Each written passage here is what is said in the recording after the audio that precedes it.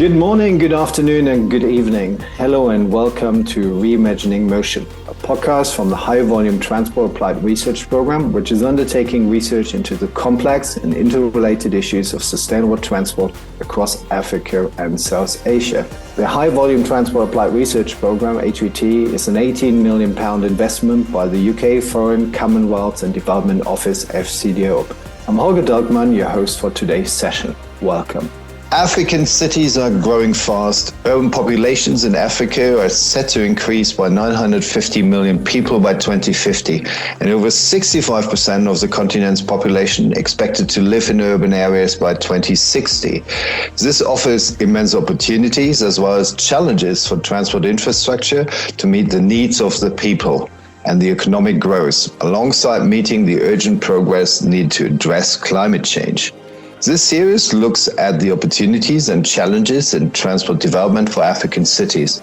We will considering the vital role of intermodal transport, the need to elevate the value of walking and cycling, and the challenges for large and rapidly growing cities like Lagos to beat congestion and develop greener and inclusive transport for all, particularly the role of informal public transport and bus rapid transit (BRT). In this episode of Reimagining Motion, we will explore the current state of play for urban transport in African cities and consider options for the future. Today's focus will be on the role of formal and informal transport, which enable access for the majority of the African population.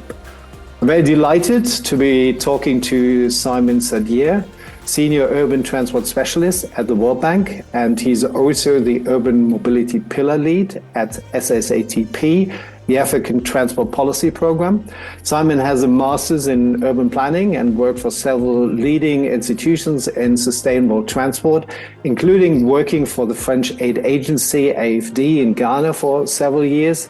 And he was also involved as a consultant working for Transitech on an HVT-funded project called Transition. So welcome, Simon, and many thanks for joining us today. How are you? Thank you, Holger. Thanks for having me. Let's start with a brief understanding of the current state of play for urban transport in African cities that you are familiar with. Populations are growing, pressure on movement around cities is growing. What are, from your perspective, the key challenges as well as opportunities for the future of African cities? I think you've said it. It all starts with demographic growth. So today I'm sitting in Abidjan at the start of what we call the Abidjan-Lagos corridor, which is one of the areas in the world that's going to enjoy the fastest demographic growth in the coming years. Its total population is projected to grow to 51 million by 2035, a scale that's comparable to, for instance, the East Coast megalopolis in the US when it was first registered as such. So this urban growth is combined with a lot of sprawl. So the cities, instead of growing vertically, are growing horizontally, which puts a lot of pressure on urban services. You know, the construction of roads is more expensive, the provision of collection for trash, water services, electricity, but also transport, of course. So that's the second challenge. And the third challenge is that sprawling cities result in increasingly long trip distances, and long trips cannot be accommodated by active modes of transport, as we call them, as easily. So walking becomes more difficult as trip distances increase, cycling as well, especially in the West African sub-Saharan climate.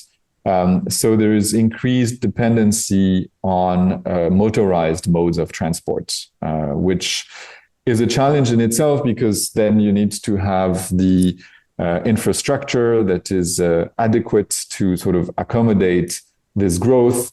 And it also comes with a number of negative externalities, as we like to call them. And by that, I mean pollution, greenhouse gas emissions, accidents, which are a plague in many African roads. So these, I would say, are the main challenges. And in addition, sort of a transversal one is that there is limited ability to respond to that growing demand in terms of public transport services. So in many African cities, governments have struggled to establish or support public transport services that would be adequate in terms of quantity, but also of quality and, standards of comfort and safety for the passengers. And so as a result, you have a big dependency on what we call paratransit or informal modes of transport that have some advantages, and we'll talk about this later, I'm sure, but also face a number of challenges in terms of the externalities that I mentioned, the quality of service, the predictability of the services that they provide. And so that general picture results in slow moving traffic, congestion in a lot of cities, long journey times, and high costs for the users, thus producing a transport system that is not particularly inclusive and difficult to access for vulnerable members of the community. So you're drawing a pretty challenging picture. Based on more sprawl, based on also more growth, not sufficient infrastructure, longer distances also for people, particularly also for poorer people. So how African cities can actually get out of that? So it starts with, I think, good governance in the broader sense of the term, and which includes capable institutions to sort of take on the planning and enforcement of that plan, so that urbanization happens in a controlled way, as opposed to sort of the sprawling dynamics that I've just described. So I think the solution lies in this planning that integrates both urban development and the development of the transport network. And too often, I think these two dimensions are perceived as as different responsibilities for different institutions or different departments sometimes. And this can result in a disjointed transport system that doesn't correspond to the actual movements, the patterns of commuting and the needs of the population.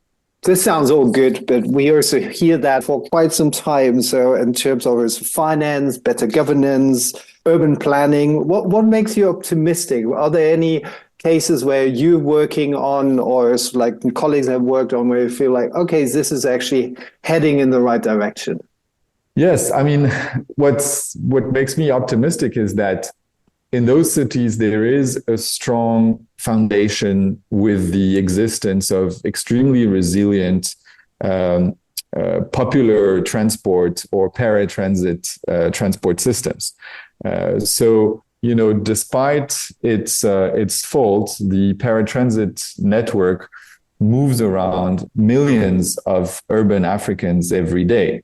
And so I think we're starting more and more now to look at how we could sort of harness the strength of this system and combine it with more traditional forms of transport, such as mass transit systems on bus corridors, for instance, or light rail, to have sort of a hybrid approach to providing mobility and accessibility to urban residents. And I think this is really one of the assets of the continent that we must leverage to successfully achieve this transition. So you're saying also we're observing a fundamental shift in terms of our thinking how also to improve our cities. In the past, we have seen often, particularly with also the introduction of bus rapid transit, saying, well, we should get rid of the informal transport. We should not have the minibuses in parallel to BRT. So now we're moving that. So how can this be done? Because we obviously know so like that paratransit or informal transport or popular transport has its challenges in terms of the affordability, in terms of the level of service, the inclusivity. We had a podcast with somebody who suffers as a disabled person not being taken on as the minibuses. So how we address all this? So I'm not saying that we don't need BRT. And maybe for the benefit of our listeners, I can briefly describe what BRT is. But essentially, the idea behind BRT is that we can develop a high quality bus service that has the capacity to move almost as many passengers as a rail system would for a fraction of the cost. And how do we do that? Well, by providing dedicated lanes, by having closed stations where people validate their ticket before boarding the bus. And then we can have a set of measures to ensure priority of the buses at the stations and at the intersections. So those systems have proved particularly successful in a lot of Latin American cities. And they've been implemented starting in, I think, 2008, maybe in Lagos was the first BRT light, gradually on the African continent. So they're very efficient on, trunk corridors, like your main roads where you have strong commuting patterns, high levels of demand. But you cannot roll them out everywhere in your cities. They're not suited and meant for access to residential neighborhoods, etc. So you will always need to connect them to something. You need some kind of feeder distributor system in order to integrate them into a network and not have these beautiful corridors that function almost independently of the rest of the system. And so in terms of the question you were asking of that mindset shift, I'd like to mention the example of the city of Cape Town, which is by African standards, a very well-endowed city in terms of resources, which was also one of the first ones to implement its BRT, in the wake of the 2010 FIFA World Cup hosted by South Africa. And what the city of Cape Town has realized since is that, yes, the BRT is working well on the main trunks, but if you look at the system as a whole, it needs to be heavily subsidized. And what's very costly in particular are the non-trunk services, those secondary bus routes that do not necessarily operate on dedicated lanes. And so the city of Cape Town has sort of changed its mindset from thinking, okay, we need to develop major BRT corridors on all our big roads, to thinking, how can we work with this industry and try to improve it from within, so that the quality of the services, the reliability improves, and we can perhaps contract some of these operators to provide scheduled services, with a set quality and level of service on secondary routes. And the advantage of that is that in terms of investment, capital, and in terms of operational expenditure, the cost is, of course, much more affordable. And so there's been a couple of very promising pilots in South Africa to that effect, showing that by optimizing the operations of some of those minibus taxi associations, you could actually increase the profitability of the operation to the point where you can start thinking of renewing your fleet, but also through collectivization of operations, pooling revenue together, operating a fleet of vehicle as one instead of having every driver or every owner, competing with each other, even when they belong to the same operation, to the same group. And so these pilots have shown that you can achieve actually important savings and gains in terms of efficiency, in terms of revenue for the operators, but also in terms of the quality of the service that's provided and the satisfaction of the users. Can you share a little bit of your knowledge, what happened in the last 10 years in Africa to speed up the bus rapid transits? I think there's two key enablers when developing bus rapid transit systems. The first one is as I mentioned at the start, having the adequate governance framework. When you develop this kind of BRT system, you're going to go across multiple jurisdictions. You're going to have to call upon a diversity of skills, of responsibilities, of mandates that are often vested in different agencies, different institutions in the way things are structured.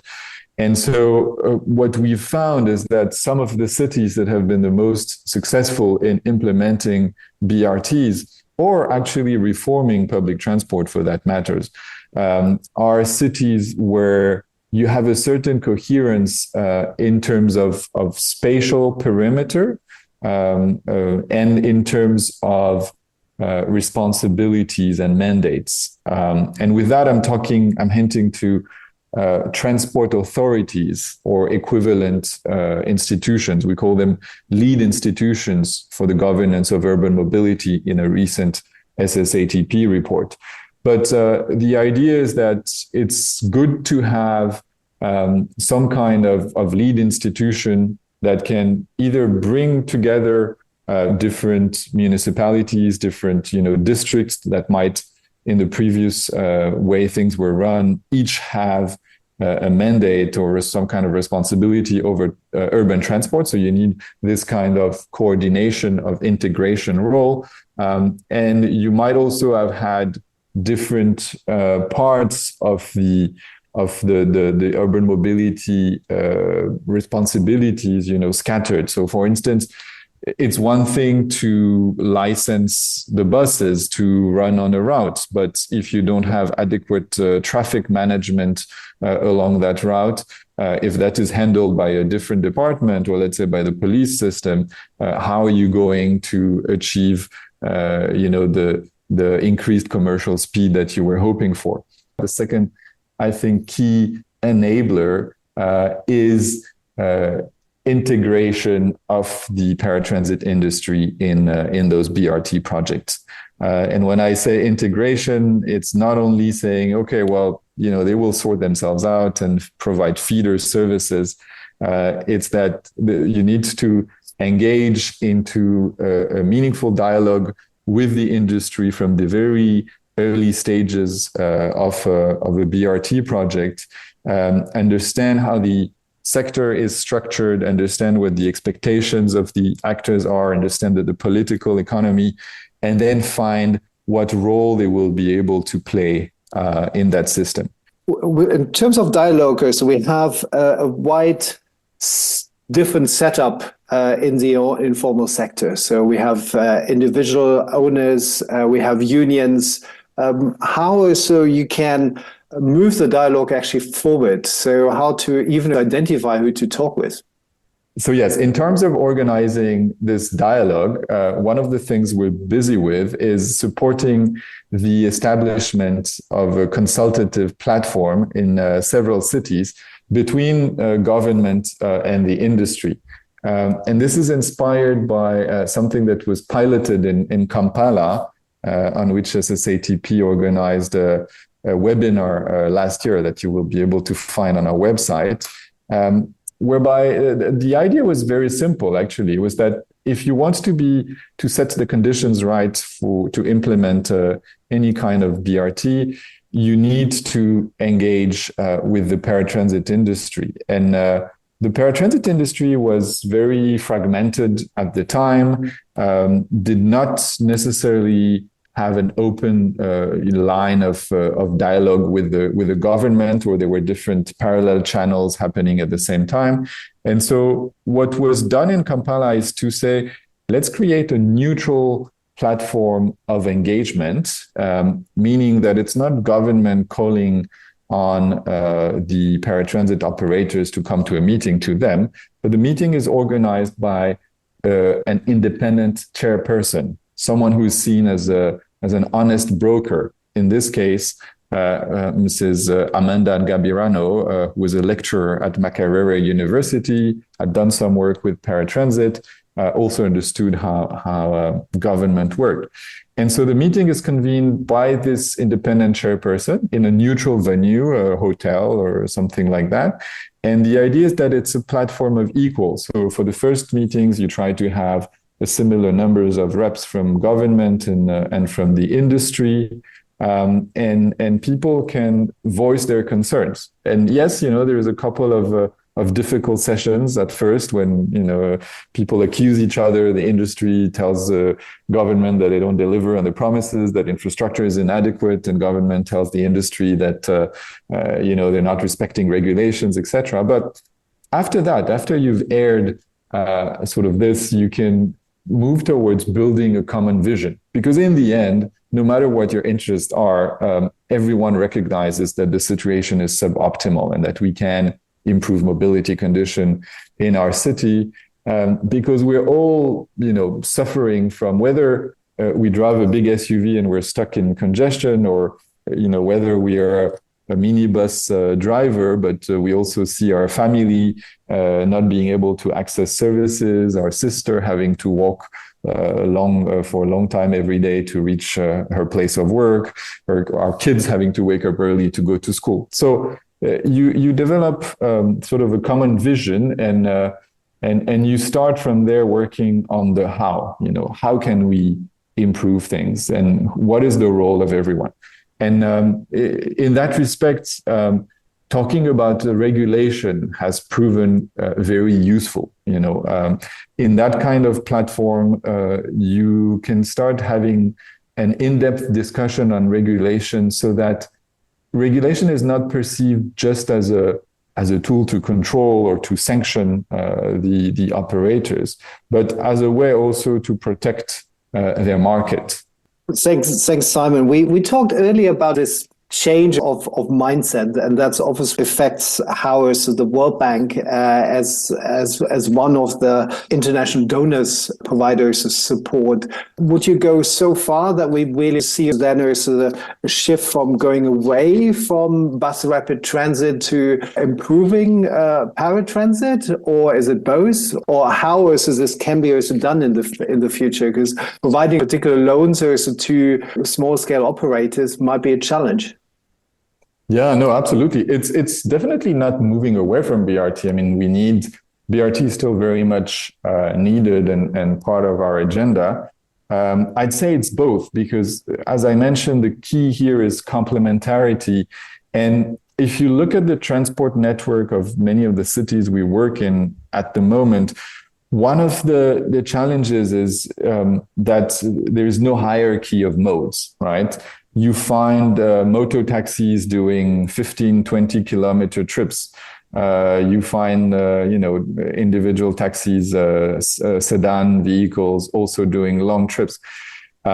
So the problem there is that, there's a good mode for every kind of service of distance and of transport volume. So in an ideal system with a clear hierarchy, you can have BRT on your main trunks. These are your sort of high volume corridors where you have clear commuting patterns.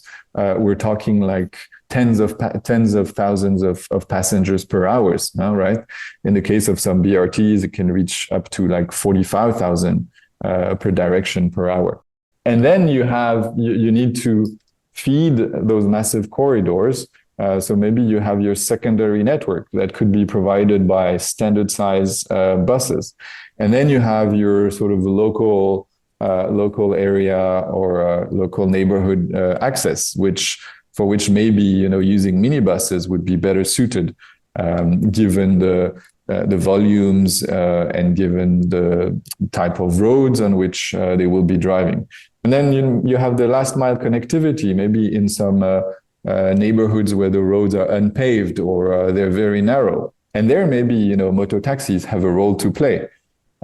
So I'd say it's, BRT is important because it can be the core of the system around which you structure the other modes. But we must not lose track of that, that integration.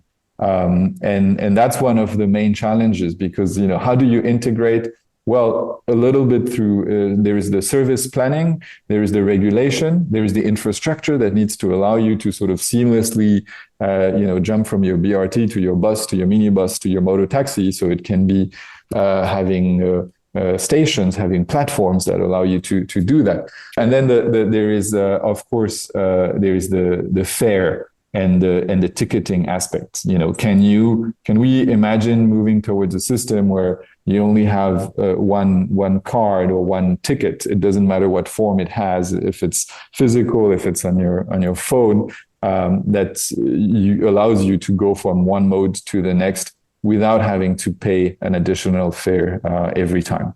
And we can see some of this thinking already happening on the ground in Lagos, for instance.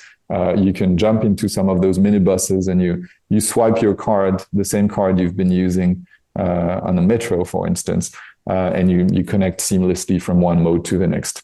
So you mentioned particularly the importance of integration and integration of modes, integration of ticketing, integration of urban and transport planning. Where to start? I think where to start, there's avenues of improvement that can be pursued. So building your trunk system, so developing your BRT corridor, that is going to be sort of the backbone against which you're going to plug the other components. So I think it's important because it provides transport for the masses, and it provides the sort of the central element of your architecture. In parallel, two very important supporting streams to integrate and to improve the paratransit services are regulation, number one, in my view. So starting to, if it's not the case already, register your operators, provide some kind of license. It can be a route license, it can be a license to operate in a zone. Then you need to be able to enforce those licenses. Potentially start regulating quantities as well. It might be the case that you have a situation of oversupply in one area or at the city scale and undersupply in another one. Well, you could sort of cap the number of licenses and gradually reduce the number of vehicles on the road. And there's many steps to that regulation ladder. But the idea is that gradually you get paratransit to a point where its standard of service has improved, and it's ready to be contracted by public authorities. The contract can be fairly simple at the start. It could be something like, we allow you to run on this corridor, provided you commit to, not only servicing the peak period when you make the most profit, but also you have to commit to provide an evening service for people who have to come back from work late, because that is one of the challenges they face. Some of those services, they only work when it's profitable for them, since it's not subsidized. So working on that regulatory reform and framework gradually. And then the second thing is business model improvement. So providing support to the industry so that it can improve the way it works, sort of almost internally. And here the premise is that there's a lot of gains to be made if you can help the paratransit industry to organize itself a bit differently, to structure its, to better deal with its internal competition, and to act collectively.